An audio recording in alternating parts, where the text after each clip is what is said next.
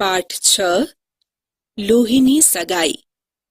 ઈશ્વર પેટલીકર, સાહિત્ય પ્રકાર નવલિકા.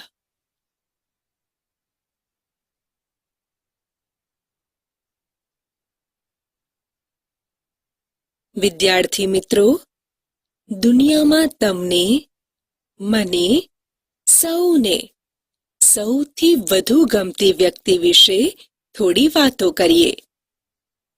બા બેંકમાં સર્વિસ કરવા ક્યારેય ગઈ નહોતી અને રાત્રે લાયન્સ પાર્ટીમાં ગઈ હોય એવું યાદ પણ નથી.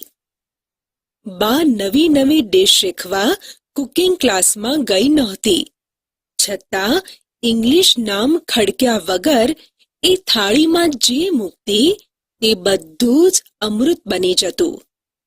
વિપિન પરીખ.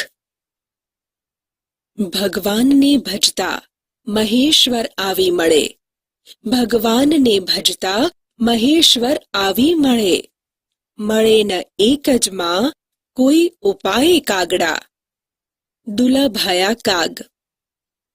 ગંગાના નીર તો વધે ઘટે રે લોલ, સરખો એ પ્રેમનો પ્રવાહ રે, જનનીની જોડ સખી નહીં જડી રે લોલ.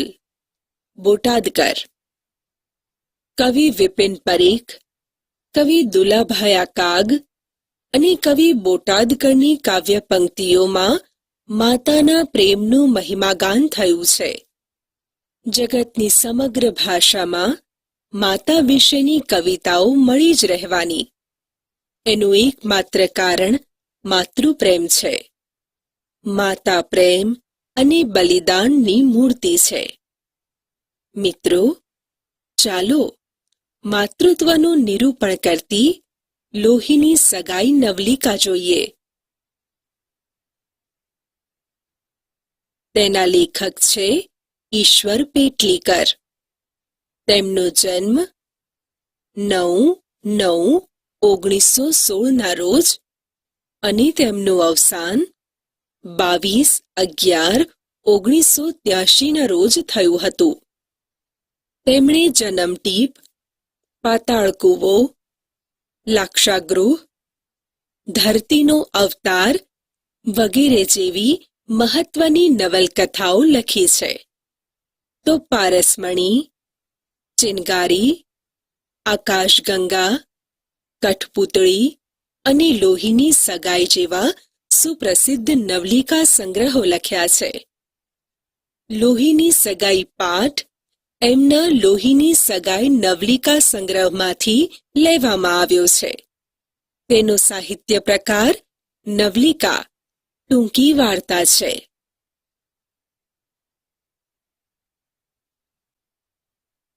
મંગુને ગાંડાના દવાખાનામાં મૂકવાની સલાહ લોકો અમરત કાકીને આપતા ત્યારે એમની આંખમાં જળજળિયા આવી જતા અને દરેકને એ એક જ જવાબ આપતા, હું માં થઈને ચાકરી ન કરી શકું તો દવાખાનાવાળાને શી લાગણી હોય?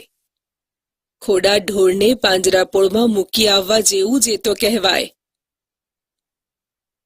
ચાકરી એટલે માવજત અથવા સેવા અને ખોડું એટલે પગે લંગડું. મિત્રો, પાઠની શરૂઆતમાં જ લેખકે દર્શાવી દીધું છે કે વિધવા અમરત કાકીને એક માનસિક રીતે અસ્થિર દીકરી છે. તેને તેઓ ગાંડાના દવાખાનામાં મૂકવા તૈયાર નથી. મંગુને દવાખાનામાં મૂકવાની વાતથી જ તેમની આંખો ભરાઈ આવે છે. તેઓ માં થઈને આ કામ કરી ન શકે. અમરત કાકીની આ ગ્રંથિ જાહેર થઈ ગયા પછી કોઈ એમને એવી વાત કરતું નહીં. જન્મની ગાંડીને મૂંગી દીકરીને એ જે રીતે ઉછેરતા, ચાકરી કરતા અને લાડ લડાવતા એ પ્રત્યક્ષ જોઈ લોકો એમના વખાણ પણ કરતા કે આવી રીતે ગાંડી દીકરીને તો અમરત કાકી જ ઉછેરી શકે. બીજાને ઘેર હોય તો ભૂખી તરસી ક્યારની મરી ગઈ હોય અને જીવતી હોય તો પણ આવું હૃષ્ટપૃષ્ટ શરીર તો ન જ હોય. ગ્રંથિ જાહેર થઈ જવી રૂઢિપ્રયોગનો અર્થ ગેરસમજની ખબર પડી જવી. ગ્રંથિ એટલે ગેરસમજ, પ્રત્યક્ષ એટલે આંખ સામે, અને હૃષ્ટપુષ્ટ એટલે ભરાવદાર શરીર. પ્રત્યક્ષ શબ્દનો વિરુદ્ધાર્થી પરોક્ષ અને વખાણનો વિરુદ્ધાર્થી નિંદા થાય.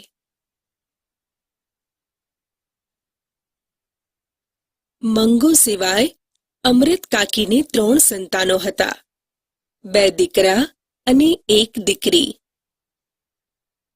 અમૃત કાકી એ 3 સંતાનોને વિસરી ગયા હોય તેમ એમનું સમગ્ર માતૃત્વ મંગુ ઉપર અભિષેક કરતું હતું.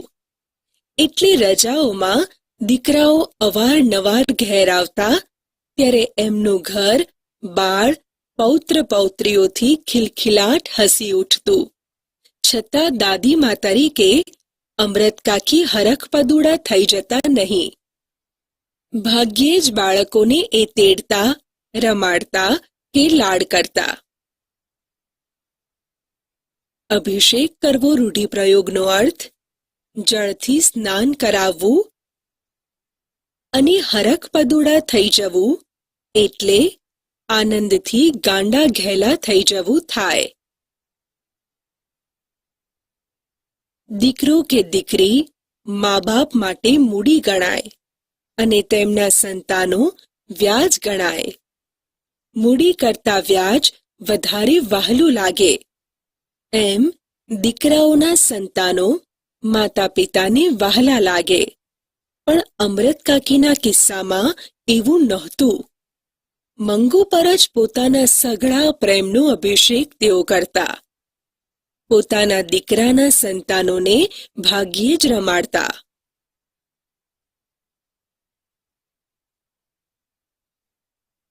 માના આ વર્તન વિશે દીકરાઓને કંઈ લાગતું નહીં, પણ વહુઓ સમસમી જતી. બંને વહુઓની પતિ આગળ આ એક જ ફરિયાદ હતી: દીકરાના બાળકો એમને દીઠા ગમતા નથી અને ગાંડા હીરાને છાતીએથી અળગો કરાતો નથી. સમસમી જવું રૂઢિપ્રયોગનો અર્થ મનમાં સમજી શાંત બેસી રહેવું, અને છાતીએથી અળગું ન કરવું એટલે નજર આગળથી દૂર ન કરવું. દીકરી માને મોંએ જ સંભળાવી દેતી: મંગુને ખોટા લાડ લડાવીને તે જ વધારે ગાંડી કરી મૂકી છે. ટેવ પાડીએ તો ઢોરને ઝાડો પેશાબ ક્યાં કરાય અને ક્યાં ન કરાય તેનું ભાન આવે છે. તો 12 વર્ષની છોડી ગમે તેટલી ગાંડી હોય, પણ એને ટેવ પાડી હોય તો શું એટલું ભાન ન આવે? એ મૂંગી છે પણ કઈ બેરી નથી કે આપણું કાને ન ધરે. ભૂલ કરે તો 2 લપડાક ચોડી દીધી હોય તો બીજી વખત તરત ભાન રાખે. મોંએ સંભળાવી દેવું રૂઢિપ્રયોગનો અર્થ મર્મ વચન કહેવા. ભાન એટલે સમજ.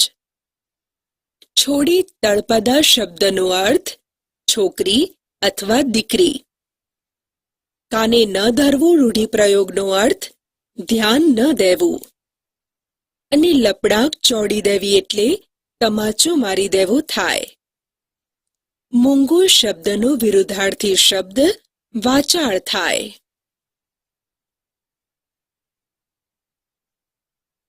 દીકરી આગળ કંઈ બોલે તે પહેલા અમૃત કાકીની આંખો વરસવા માંડતી.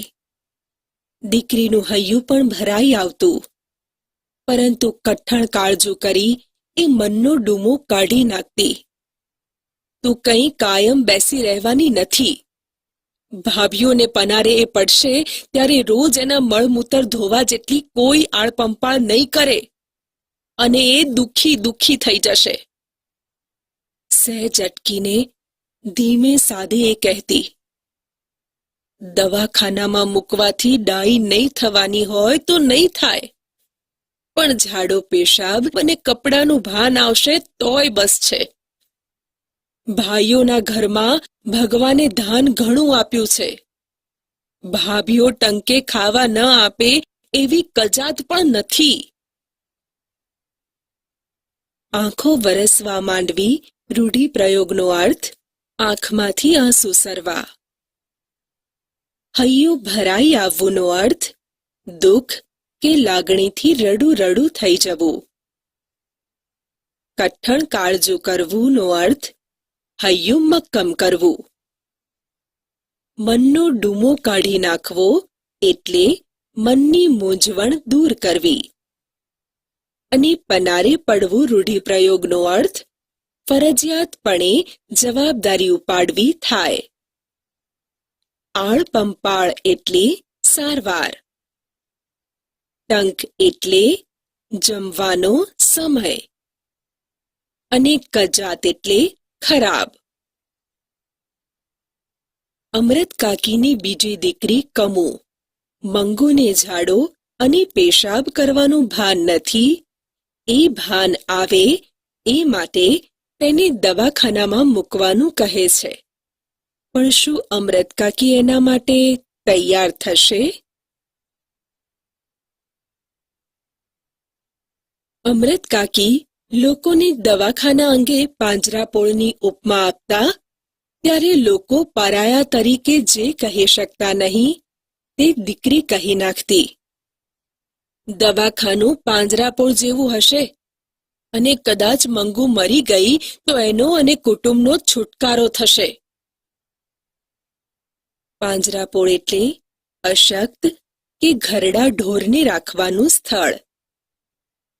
ઉપમા એટલે સરખામણી. અને પરાયા એટલે પારકા. દીકરા કમાતા ધમાતા હોય, દીકરી સાસરે હિંડોળા ખાટે ઝૂલતી હોય ત્યારે હું માં થતી જાઉં એનો કંઈ અર્થ નથી. મંગુની સાચી માં બની રહું ત્યારે જ મારી લોહીની સગાઈ ખરી. એટલે દીકરી કહે કે દીકરાઓ કહે તો પણ મંગુને દવાખાના દ્વારા મોત ભણી ધકેલવા અમૃત કાકી તૈયાર ન હતા. હિંડોળા ખાટે ઝૂલવું રૂઢિપ્રયોગનો અર્થ સુખ સમૃદ્ધિમાં રાચવું.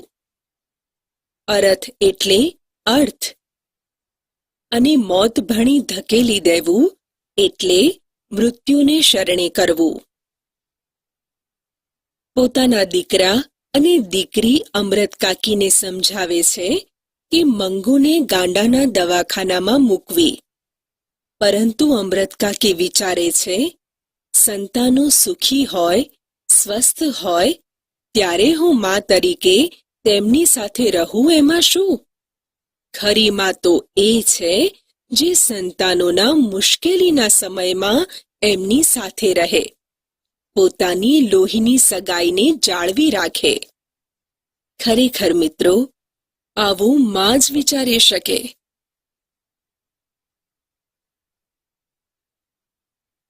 દીકરાઓ માના આ ભાવને સમજી ગયા હતા એટલે એ કોઈ વખત એવી વાત કરતા નહીં. ફક્ત દીકરાઓના મનમાં એક વસવસો હતો કે કોઈ તાલીમ પામેલી નર્સ કે ડાક્ટરની દેખરેખ નીચે એને રાખી હોય તો ટેવને લીધે કદાચ એને ઝાડો પેશાબ ને કપડાનું ભાન આવે. પરંતુ એવી સગવડ ઘર આગળ કરી શકાય તેમ હતું નહીં, એટલે એ મૌન રહ્યા હતા. વસવસો એટલે અફસોસ. અને ભાન શબ્દનો વિરુદ્ધાર્થી શબ્દ બેભાન થાય. છતાં અમૃત કાકીએ એમની શ્રદ્ધા પ્રમાણેના ઉપચાર ચાલુ રાખ્યા હતા. દવા કરનારાઓ વણનોતર્યા ઘેર આવી પહોંચતા. શિલાજીત વેચનારા કે હિંગ વેચનારા મંગુને ગાંડી જાણતા પોતે દવા જાણે છે તેવો દાવો કરતા. અમૃત કાકી માનતા કે 1000 ઉપચાર કરીએ ત્યારે એક ટેકી લાગી જાય. એટલે બીજાને મન ગાંડી ઘેલી વાત એ ગંભીરતાથી સાંભળતા અને શ્રદ્ધાથી એનો અમલ કરતા. જોશીઓ અને ભૂવાઓ પણ અવારનવાર વાહરે ધાતા. એક જોશીએ ભાખ્યું હતું કે આવતા માગશર મહિનામાં એની દશા બદલાય છે, એટલે સારું થઈ જશે. ત્યારથી માગશર મહિનો અમૃત કાકીનો આરાધ્ય દેવ બની ગયો હતો. ઉપચાર એટલે ઉપાય. વણ નોતર્યા એટલે આમંત્રણ આપ્યા વગરના. શિલાજીત એટલે પથ્થરમાંથી ઝરતી ઔષધિ. દાવો કરવો રૂઢિપ્રયોગનો અર્થ હક રજૂ કરવો. ટેકી લાગી જવીનો અર્થ આધાર મળી જવો. વાહરે ધાવુંનો અર્થ મદદે આવવું. દશા બદલાવીનો અર્થ સ્થિતિ સુધરવી. અને આરાધ્ય એટલે પૂજનીય. નોતર્યા શબ્દનો વિરુદ્ધાર્થી શબ્દ વણ નોતર્યા થાય. મિત્રો, ડૂબતો માણસ તરણું શોધે એમ મંગુના સાજા થવાની કોઈ પણ તક અમૃત કાકી ચૂકી જવા કે બાકી રહેવા દેવા માંગતા નહોતા. જોશીએ માગશર મહિનામાં મંગુની દશા બદલાય છે એવું કહ્યું, એટલે અમૃત કાકી માટે માગશર મહિનો પૂજનીય બની ગયો. કાગડોળે તેઓ માગશર મહિનાની રાહ જોવા લાગ્યા. માતાનું હૃદય કેવું હોય છે!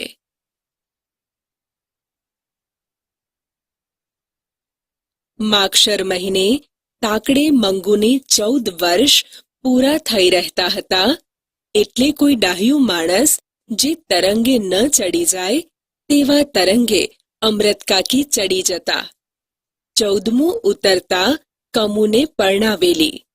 મંગુ ડાહી હોત તો આજે એના વિવાહનું પણ નક્કી થઈ ગયું હોત. જો માગશર મહિનામાં એને મટે તો... મોઈનું રૂપ તો એવું છે કે મૂર્તિઓ એને જોતા સમો હા પાડી દે. અને જાણે એને મટ્યું હોય તેમ એ લગ્નની યોજના પણ વિચારવા મંડી જતા. તાકડે તળપદા શબ્દનો અર્થ તે સમયે થાય. તરંગે ચડી જવું રૂઢિપ્રયોગનો અર્થ વિચારે ચડી જવું થાય. અને જોતા સમો એટલે જોતા જ. એક વખત મંગુ ડાહ્યાની માફક ચોકડીમાં પેશાબ કરવા બેઠી. તેથી હરખાઈ જતા અમૃત કાકીએ દિવસો સુધી દરેક આગળ પારાયણ કર્યા કર્યું. જોશીનું કહેવું સાચું પડશે. મંગુ કોઈ વખત નહીં ને આ પહેલી વખત એની મેળે ચોકડીમાં પેશાબ કરવા બેઠી.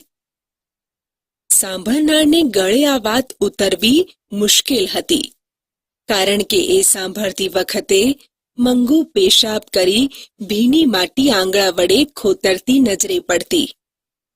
મંગુને ધૂન આવે ને એ ઊભી થઈ જતી તો એમને નવી વાત મળી જતી. મેં કહ્યું તે સમાણી ડાહ્યાની માફક ઊભી થઈ ગઈ. ગળે વાત ઉતરવી રૂઢિપ્રયોગનો અર્થ વાત જલ્દીથી સમજાઈ જવી. અને ધૂન આવવીનો અર્થ મનમાં વિચાર ઉઠવો. સમાણી તળપદા શબ્દનો અર્થ તરત જ થાય. આમ અમૃત કાકીનો આશાભર્યો માગશર મહિનો આવ્યો, છતાં મંગુ ડાહી તો ન થઈ, પણ શહેરના કન્યા વિદ્યાલયમાં ભણતી ગામની એક દીકરી કુસુમ ગાંડી થઈ ગઈ.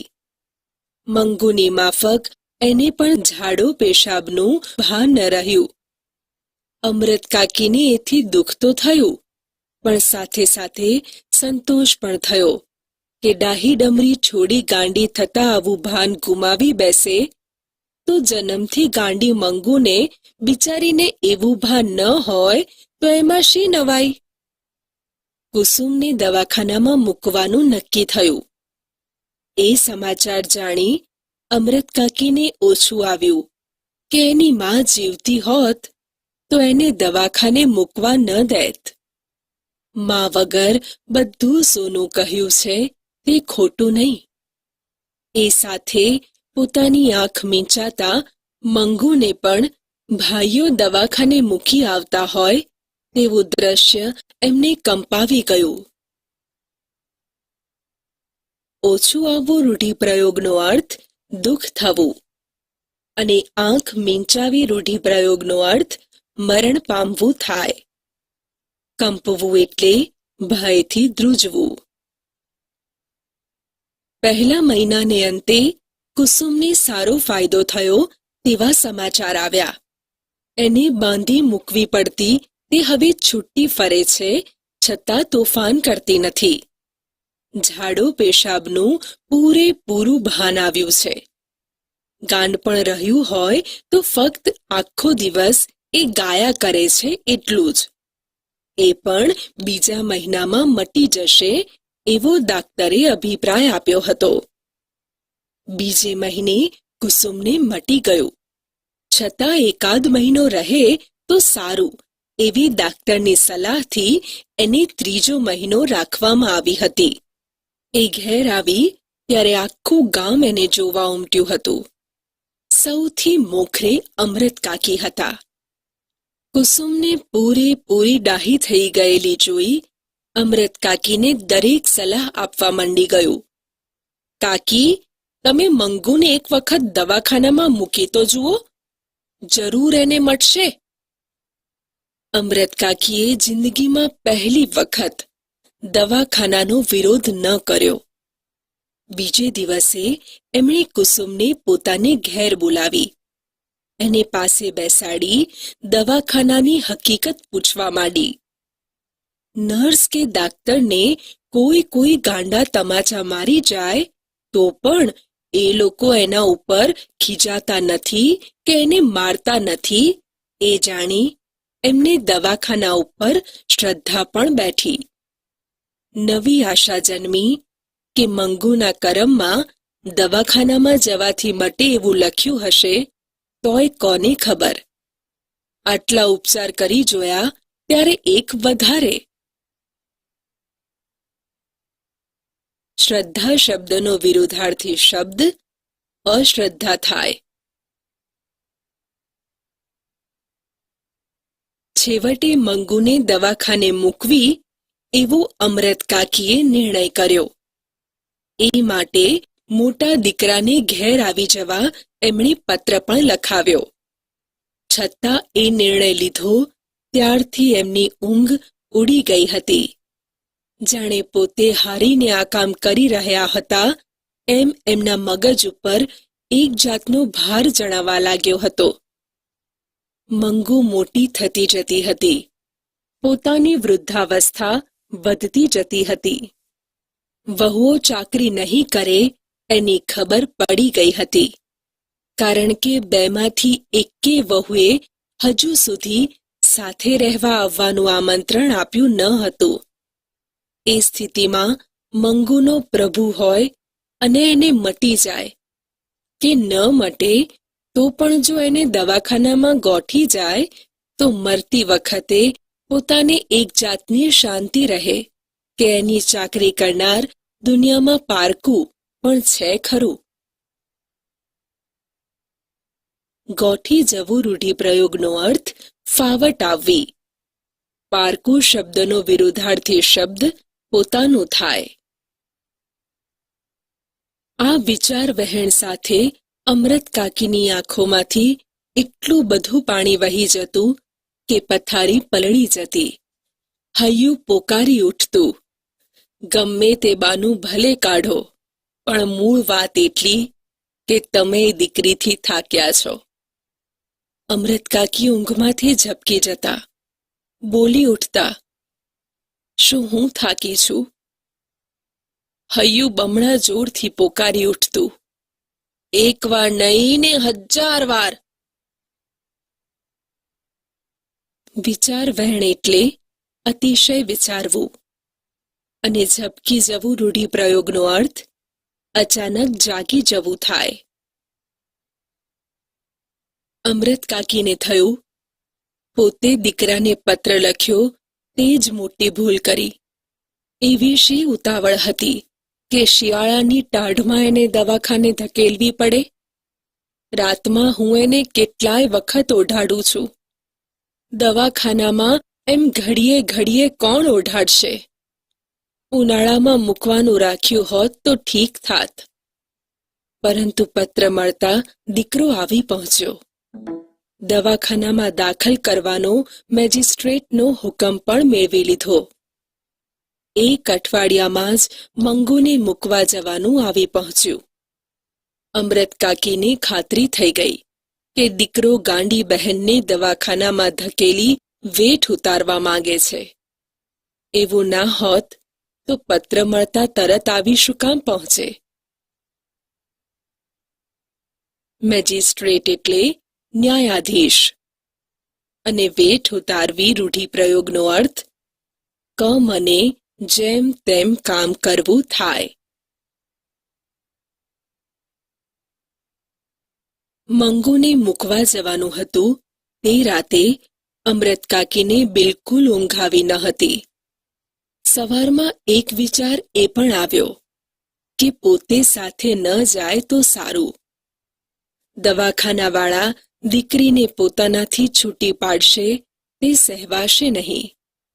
પરંતુ દવાખાનામાં કેવી સગવડ છે એ પોતે નજરે જુએ નહીં ત્યાં સુધી ચેન પડે એવું ન હતું. એટલે એ ન છૂટકે જવા તૈયાર તો થયા, પણ મંગુને લઈ ઘર બહાર નીકળવાનું થયું ત્યારે એમના ઉપર બ્રહ્માંડનો ભાર આવીને ઠલવાઈ ગયો. ચેન ન પડવો રૂઢિપ્રયોગનો અર્થ શાંતિ ન થવી, અને સગવડનો વિરુદ્ધાર્થી શબ્દ અગવડ થાય. આંખમાંથી શ્રાવણ ભાદરવો શરૂ થયો. નજર મંગુ ઉપર ચોંટી ગઈ હતી. તે કેમે ઉખડતી ન હતી. મંગુ એને પહેરાવેલા નવા કપડાનો રંગ ધારી ધારીને જોઈ રહી હતી. ગેલમાં આવી ગઈ હોય તેમ અમૃત કાકી સામે જોતા એ હસી પણ ખરી. એ સમૂહ અમૃત કાકીનું દિલ કપાઈ ગયું. ઢોર પણ એને ખીલેથી છોડી બીજે લઈ જવામાં આવે છે ત્યારે નવા ધણીને ઘેર જવા આનાકાની કરે છે. મંગુને એટલુંય ભાન ન હતું કે પ્રત્યક્ષ અનુભવતા અમૃત કાકી ઉમરા ઉપર ફસરાઈ પડ્યા. હૈયું કકડી ઉઠ્યું. અબૂદ દીકરીનું દુનિયામાં કોઈ નહીં. સગી માં પણ એની ના થઈ. શ્રાવણ ભાદરવો વરસવો રૂઢિપ્રયોગનો અર્થ ચોધાર આંસુએ રડવું. ગેલમાં આવી જવુંનો અર્થ આનંદમાં આવી જવું. સમૂહ તળપદા શબ્દનો અર્થ તરત જ થાય. દિલ કપાઈ જવું રૂઢિપ્રયોગનો અર્થ ખૂબ જ દુઃખી થવું થાય. આનાકાની કરવીનો અર્થ હા ના કરવી. ફસડાઈ પડવું એટલે ઢળી પડવું. હૈયું કકડી ઉઠવુંનો અર્થ હૃદયમાં દુઃખ થવું. અને અબૂધ એટલે સમજ વગરનું. મંગુને દવાખાનામાં મૂકવા મને તૈયાર થયેલા અમૃત કાકી દુઃખી તો હતા જ, પણ મંગુને એનુંય ભાન નહોતું. એનાથી એમને વધારે દુઃખ લાગ્યું. તેમને લાગ્યું કે ના સમજ દીકરીનું દુનિયામાં કોઈ નથી, એની સગી માં પણ નહીં.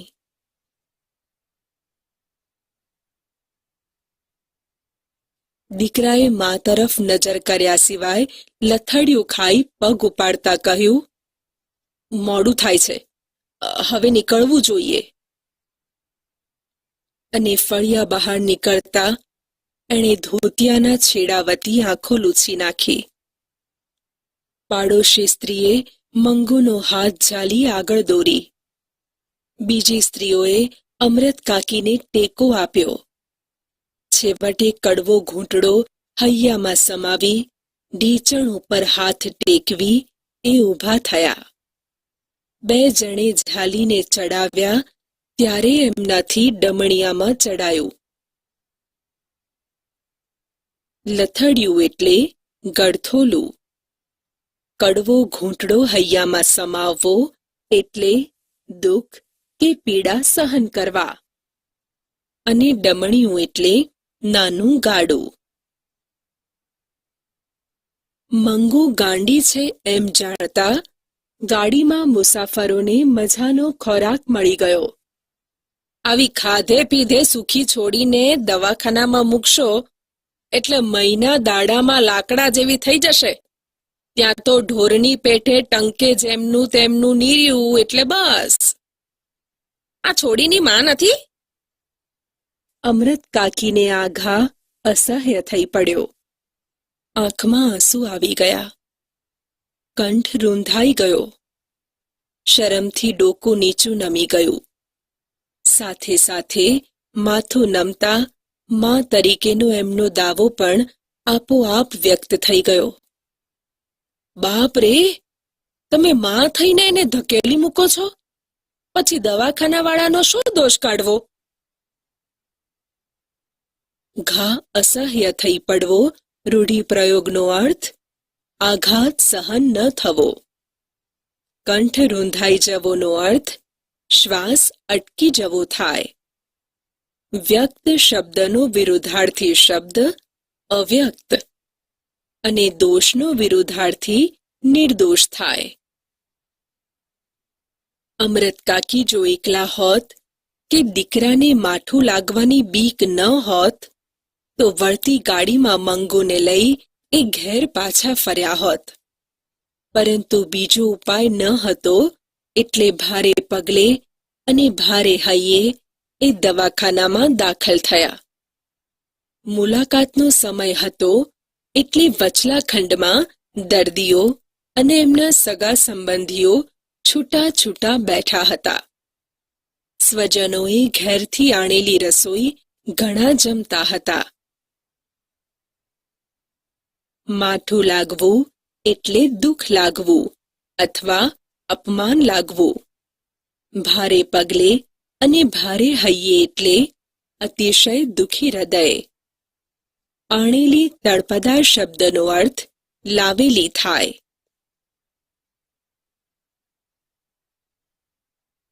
અમૃત કાકી પરિચારિકાઓ તરફ જોઈ રહ્યા હતા. પેલી બાઈની જે પરિચારિકા હતી તે હસીને બોલી, હવે હું તમને બધું આપીશ. તમારા ધણી સારું સારું ખાવાનું લાવ્યા છે, એકવાર ખાઈ લ્યો. પેલી ગાંડીબાઈ છણકો કરતા બોલી, મેં દાંતણ નથી કર્યું, મેં મોઢું નથી ધોયું.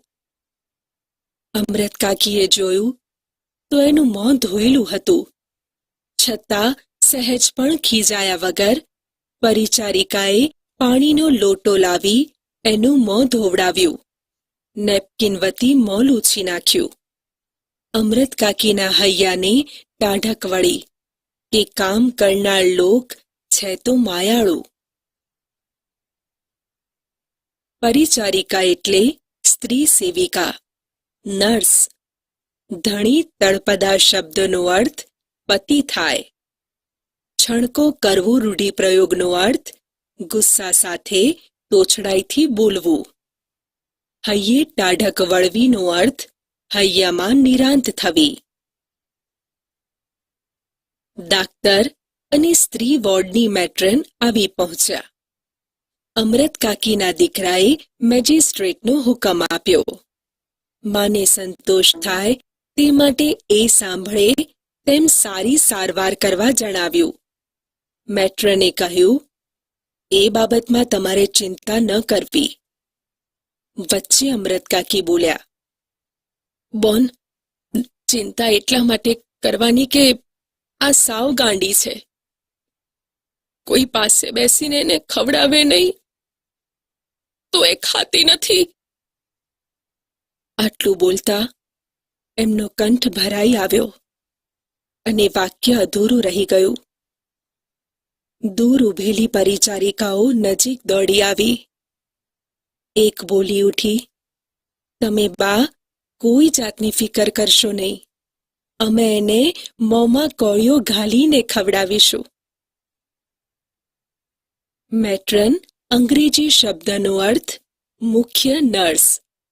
બોન તળપદા શબ્દનો અર્થ બહેન. અને કંઠ ભરાઈ આવો રૂઢિપ્રયોગનો અર્થ લાગણીથી ગદગદ થઈ જવું થાય. ગળગળા સાદે અમૃત કાકી બોલ્યા, એ જ બોન મારે કેવું છે. એને ઝાડા પેશાબનું ભાન નથી, એટલે રાતે કપડાં બગાડે તો જોજો, નહીં તો ભીનામાં સૂઈ રહેશે તો વાયુ થઈ જશે. બીજી પરિચારિકા બોલી, રાતમાં 4-5 વખત તપાસ કરવામાં આવે છે. અમૃત કાકી, રાતે બત્તી હોય તો એને ઊંઘ નથી આવતી. જેને ઊંઘ ન આવે તેને ઊંઘની દવા આપીએ છીએ. એને બીજા તોફાની મારે નહીં, તે જોજો. તોફાની હોય તેને જુદા રાખવામાં આવે છે. રાતે બધાને જુદી જુદી ઓરડીઓમાં સુવાડવામાં આવે છે.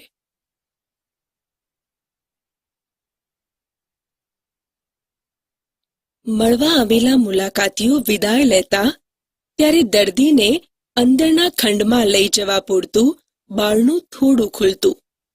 એ તક ઝડપી લઈ અમૃત કાકીની નજર 2-3 વખત અંદર ડોકાઈ રહી હતી. 3-4 સ્ત્રીઓને ફગફગતા વાળે અસ્તવ્યસ્ત કપડામાં એમણે અંદર ફરતી જોઈ. એકે એમના ભણી નજર કરી છાતી કૂટી અને એવો ડોળો ત્રાંસો કર્યો કે એ છળી મર્યા. એ ઉપરથી એમને અંદરનું રહેઠાણ જોવાનું દિલ થયું. માંગણી કરી, મંગુને જે ઓરડામાં રાખવાની હોય તે મને જોવા દ્યો. મેટ્રને કહ્યું, અંદર કોઈને જોવા જવા દેવાનો કાયદો નથી. છાતી કૂટવી રૂઢિપ્રયોગનો અર્થ પશ્ચાતાપ કરવો અને છળી મરવુંનો અર્થ ડરી જવું. ચકળ વકળ આંખે આ નવી દુનિયા જોઈ રહેલી મંગુ અમૃત કાકીની સોડમાં લપાઈ. માથે હાથ મૂકી અમૃત કાકી રોજનો વહાલ સોયો બેટા શબ્દ ઉચ્ચારવા ગયા ત્યાં એમનો સાદ ફાટી ગયો. મરણપોક જેવી લાંબી પોક મુકાઈ ગઈ. આખું દવાખાનું એ આક્રંદમાં ડૂબી ગયું. દીકરાની આંખમાંથી ચોધાર આંસુ વહી ચાલ્યા. આવા રુદનથી તેવાઈ ગયેલા દાક્તર, મેટ્રન અને પરિચારિકાઓના હૈયા પણ ભરાઈ આવ્યા. દિવાલો પણ ધ્રુજી ઉઠી કે આટલું લાગણી ભર્યું કોઈ ગાંડાનું સ્વજન આજ સુધી આવ્યું અમે જાણ્યું નથી. ચકળ વકળ એટલે આમ તેમ. સોડમાં લપાવો રૂઢિપ્રયોગનો અર્થ આશ્રય લેવો. સાદ ફાટી જવોનો અર્થ અવાજ તરડાઈ જવો. મરણપોક એટલે મરણ જાહેર કરવા જોરથી રડવું તે, અને આક્રંદ એટલે રુદન. મિત્રો, લેખક કહે છે, દિવાલો પણ ધ્રુજી ઉઠી કે આટલું લાગણી ભર્યું કોઈ ગાંડાનું સ્વજન આજ સુધી આવ્યું અમે જાણ્યું નથી. પરંતુ ગાંડાઓને મૂકવા આવનાર તેમના સ્વજનોમાં માં નહીં આવી હોય. અહીં દિવાલો એટલે રડવાના અવાજ સાંભળવાથી ટેવાઈ ગયેલા ને દિવાલ જેવા થઈ ગયેલા ડોક્ટર, નર્સ વગેરે. પરંતુ અમૃત કાકીનું આક્રંદ સાંભળી તે દિવાલો પણ ધ્રુજી ઉઠી. એક પરિચારિકા હાથમાંનો રૂમાલ ફરકાવી મંગુનું પોતાના તરફ ધ્યાન ખેંચી બોલી, લે, જોઈએ છે તારે? એ રૂમાલ પકડવા માની સોડ ત્યજી મંગુ એકદમ ઊભી થઈ. થોડો રૂમાલ પકડવા દીધા પછી એનો હાથ પંપાળી પરિચારિકા મીઠાશ ભર્યા શબ્દોએ બોલી, તું મારી પાસે રહીશ ને બેન? હું તને સારું સારું ખાવાનું આપીશ, નવા નવા કપડાં પહેરાવીશ. મંગુ એના મોં સામે તાકી રહી હતી, એટલે એક ક્ષણનો ઉપયોગ કરી લેતા. ચાલ આપું કહીને એનો હાથ પકડી આગળ કરી. પેલું બારણું અધખુલ્લું થઈ મંગુને ગળી ગયું. મંગુ! મંગુ! ની કાળજો કંપી જાય તેવી ચીસ અમૃત કાકીએ ફરી નાખી.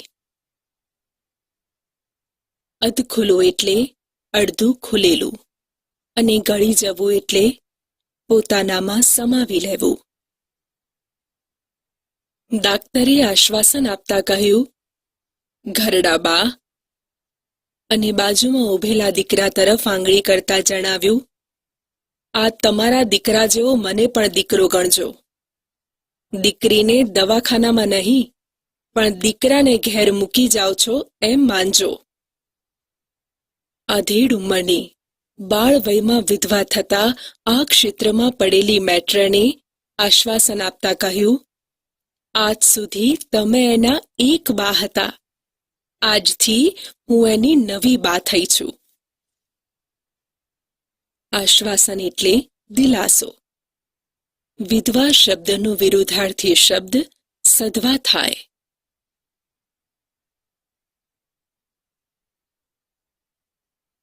અમૃત કાકી ડુસકું ભરતા બોલ્યા, એને મૂંગા ઢોળ જેટલું ભાન નથી. મેં એને આજ સુધી મારાથી અળગી કરી નથી. કુસુમને તમારા દવાખાનામાં મટ્યું એટલે મેં કાળજો કઠણ કરી. અને એમનો કંઠ રૂંધાઈ ગયો. મેટ્રન એ કુસુમ જેવી આ પણ થોડા વખતમાં ડાહી થઈ જશે. અમૃત કાકીનું ડુસકું શમ્યું, છતાં એમની નજર પેલા બંધ બારણાને વીંધી મંગુ ઉપર મંડાયેલી હતી. મંગુએ જાણે એમને યાદ દેવડાવ્યું હોય તેમ એ બોલ્યા, એ લુખ્ખો રોટલો ખાતી નથી. સાંજે વાળુમાં રોટલો દૂધમાં ચોળીને આપજો. દૂધ ના હોય તો દાળમાં. અમૃત કાકીની કરુણ આંખ ભણી નજર માંડવાની મેટ્રનની શક્તિ લુપ્ત થઈ હોય તેમણે નીચી દ્રષ્ટિ રાખી કહ્યું, સારું. અમૃત કાકી, એને દહીં બહુ ભાવે છે. દરરોજ ના બને, પણ બીજે ત્રીજે દાડે આપજો. એવું વધારાનું જે ખર્ચ થશે તે અમે આપીશું. જેની ચાકરી કરતું હશે તેને પણ રાજી કરીશું. અળગું એટલે દૂર, વાળું એટલે રાતનું જમણ, અને શક્તિ લુપ્ત થઈ જવી રૂઢિપ્રયોગનો અર્થ હિંમત ન હોવી થાય.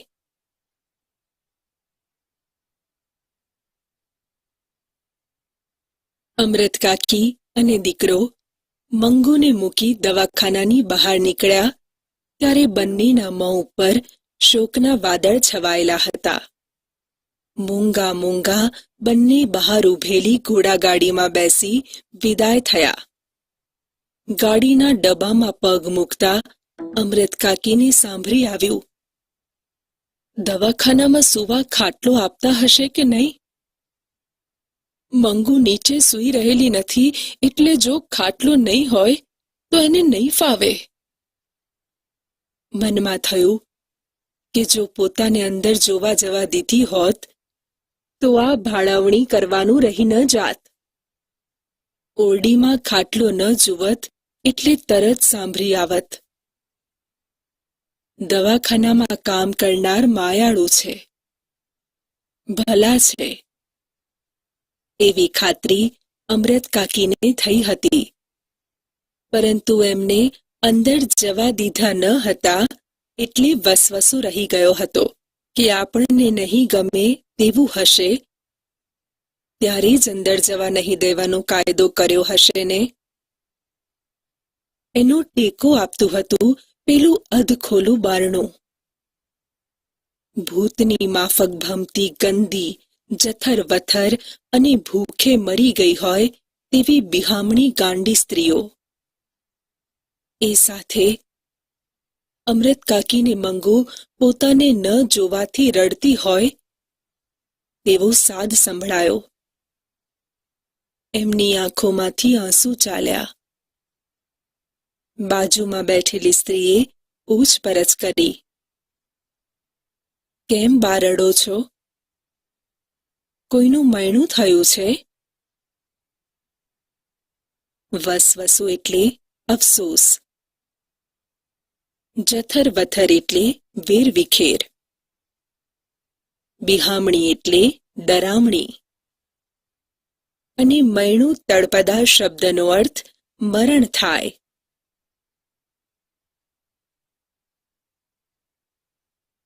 રાત્રે 11:15 વાગે ઘેર આવ્યા ત્યારે એમની વાટ જોતી પાડોશણ, જે એમની પિતરાઈ થતી હતી, તે જાગતી હતી. એમને માટે એણે રસોઈ કરી રાખી હતી, પરંતુ બંને જણે વાળું કરવાની ના પાડી.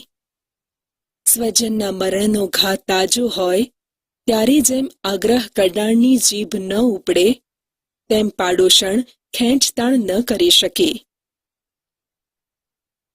પિતરાઈ એટલે કાકાના સંતાન. જીભ ન ઉપડવી રૂઢિપ્રયોગનો અર્થ બોલવાની હિંમત ન થવી, અને ખેંચતાણ એટલે આગ્રહ. અમૃત કાકીના અંતરમાં એક જ તંબુરો વાગી રહ્યો હતો. મંગુ અત્યારે શું કરતી હશે? પળે પળે એ જ વિચાર એમના હૈયાને વીંધી રહ્યો હતો. કેટલી ઠંડી છે! એને ઉઠાડ્યું હશે, પેશાબ કરી પલાળ્યું હશે તો એની ઘાઘરી અને પાથરણું બદલ્યા હશે. એક જ તંબુરો વાગવો એટલે એકનું એક જ વિચાર આવવો. જાણે મંગુ એમનો બોલ સાંભળવાની હોય તેમ એ બબડ્યા, બેટા, પેશાબ ન કરતી, ઓઢાડેલું કાઢી ન નાખતી. આ શબ્દો સૂતી વખતે એ કાયમ ઉચ્ચારતા, છતાં મંગુ એનો અમલ કરતી નહીં. રાત્રે એણે પેશાબ કર્યો હોય તો એની ઘાઘરી અને પથારી એ બદલી નાખતા. મંગુ મોટી થઈ છતાં પોતાની ભેગી એને સુવાડતા, જેથી એ પેશાબ કરે તો પોતાને તરત ખબર પડે, જાગી જાય અને એને ભીનામાં સૂઈ રહેવું ન પડે.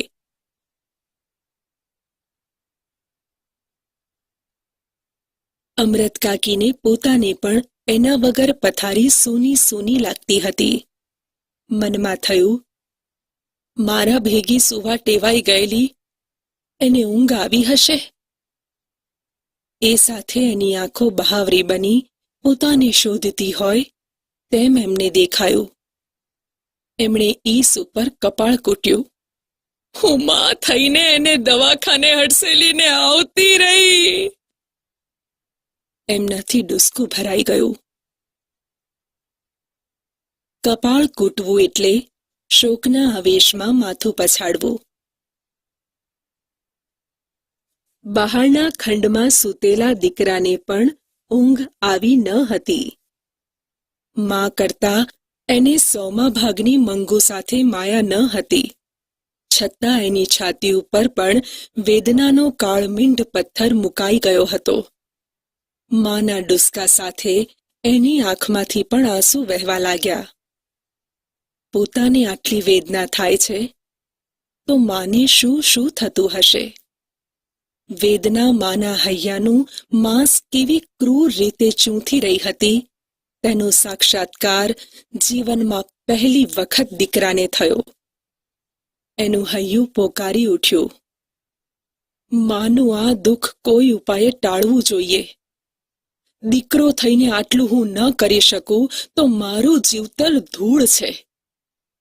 એ સાથે એના અંતરે પ્રતિજ્ઞા કરી, હું મંગુને જીવતા સુધી સારી રીતે પાળીશ.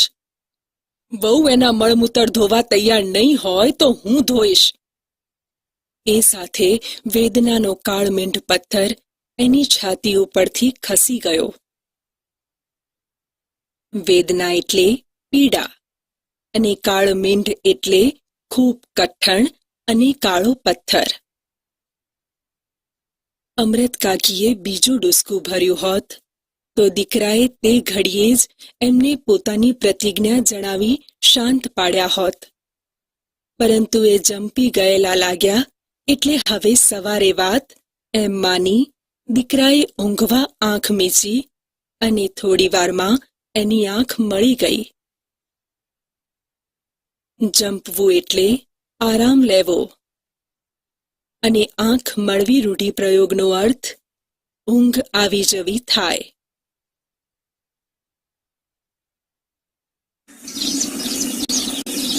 વહેલી પરોઢે ઘંટીનો અને વલોણાનો મધુરો અવાજ ગામમાં ગુંજી રહ્યો હતો ત્યારે ગામ આખાને વીંધી નાખે તેવી ચીસાચીસ અમૃત કાકીએ કરી મૂકી. ધાજો રે ધાજો! મારી મંગોને મારી નાખી રે! મારી મંગોને મારી નાખી રે!